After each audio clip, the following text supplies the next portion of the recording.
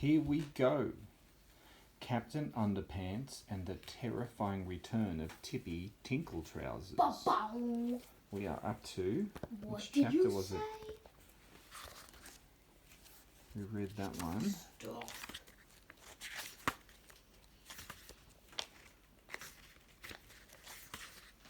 Here we go. We're up to chapter 9. Exactly 5 years, 11 days, 14 hours and 6 minutes ago. This is Harold Hutchins. Harold is 6 years old and he lives with his mum and sister in 1520 Vine Street, Piqua, Ohio.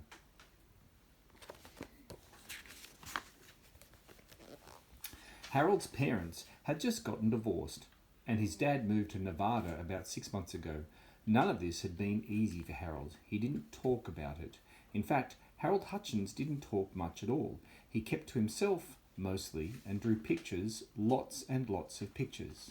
Harold liked to draw monsters and superheroes. The monsters he created were evil and ferocious, and his superheroes were always virtuous and brave. They were never far away when you needed them.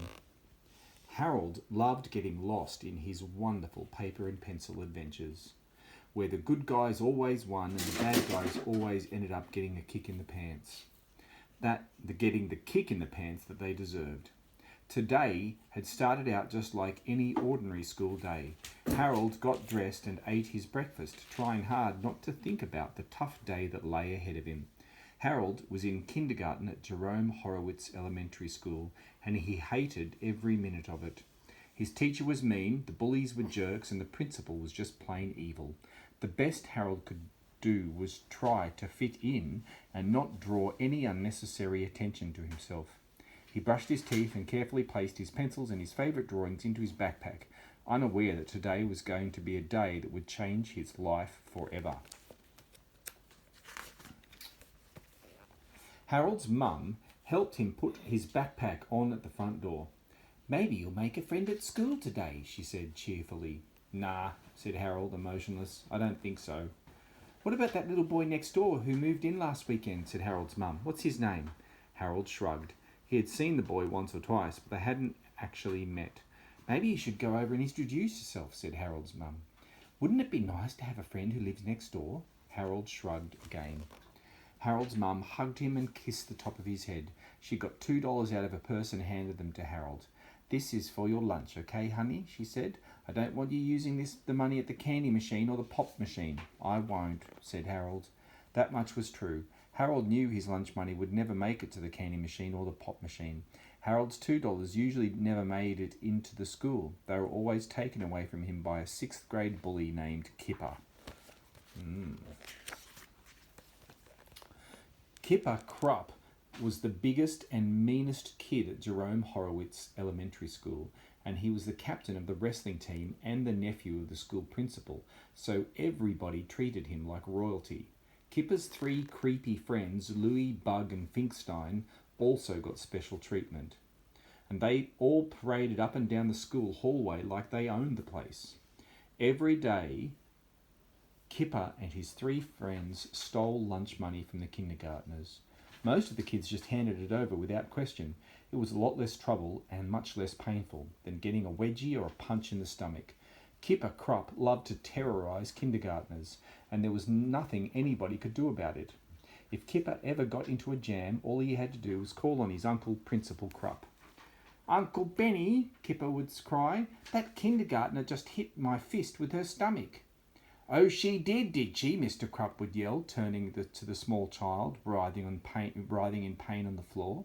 "How dare you hurt my nephew's fist?" Mr. Krupp had a zero-tolerance policy in place at Jerome Horowitz Elementary School, and he was very strict about it. He had once suspended a 3rd grader just for saying the word gun. To be honest, the boy had actually said the word gum, but it sounded a lot like gun, and there was no room for common sense when it came to zero tolerance. Harold knew from experience that the wisest thing to do was stay out of Kipper's way, so his daily walk to school became more like an obstacle course. He quickly ran in spurts, dashing from trash can to mailbox to tree, hiding behind anything he could find, just in case Kipper and his friends were nearby. The worst section of Harold's mad dash to school was the intersection of Dogwood Drive and Rosita Lane. There was nowhere to hide between the big tree by the coffee shop and the sign of the gas station across the street. He just had to wait for the walk signal, run for it, and hope for the best.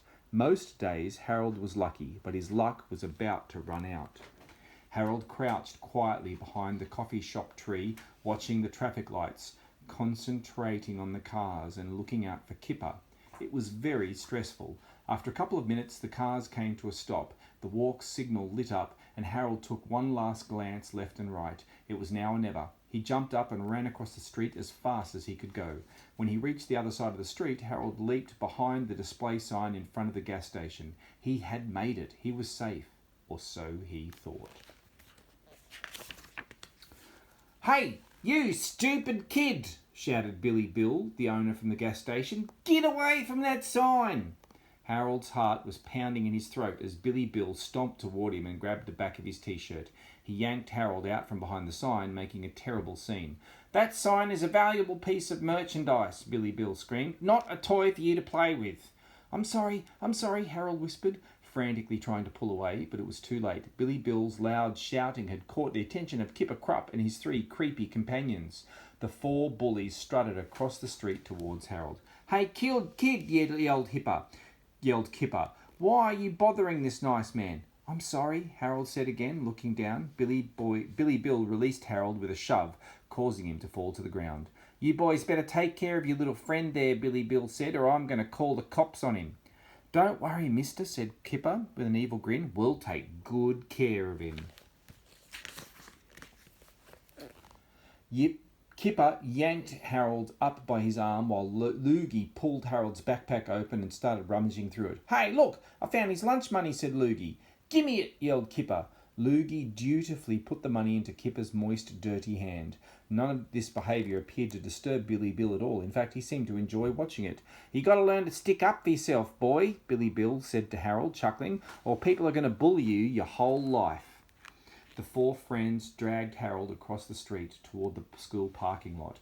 Harold's luck was running out. But unfortunately, as we all know, luck has a way of changing, and Harold's bad luck was about to change in a very big way. Chapter 10. Meet George. This is George Beard. George is 5 3/4 years old. He and his parents had just moved from Michigan into the house next door to Harold and his family. George was what adults like to call a precocious child. His mother had taught him to read and write when he was 4 years old, and he currently scored higher on tests than most children twice his age. George's former teachers had suggested that he skip ahead to the 3rd grade, but his parents decided it would be better if George stayed in the classroom with kids his own age.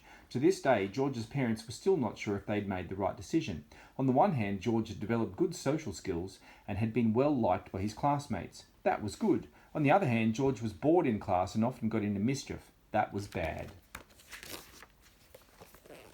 George had never really liked school very much. He preferred riding his skateboard, watching monster movies, and reading comics and graphic novels. George liked writing stories too.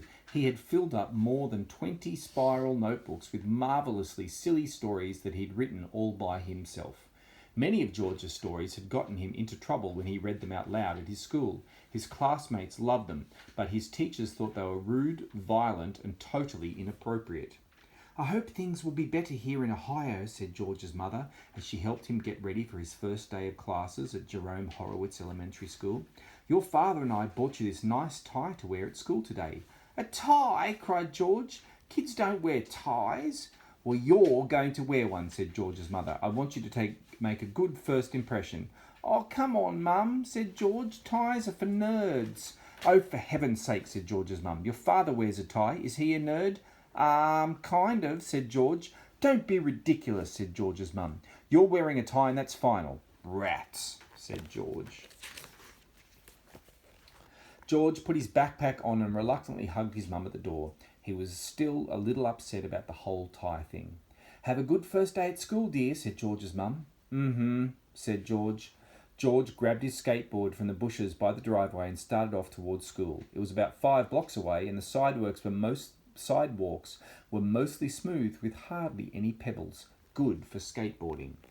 The ride to school had been very pleasant, actually, until George reached the corner of Dogwood Drive and Rosita Lane. There was some kind of commotion going on in front of the gas station across the street, and George watched it intently as he waited for the traffic light to change. He saw the gas station guy shove a yellow-haired kid to the ground. Then he saw some mean-looking kid yank the boy up and steal his money.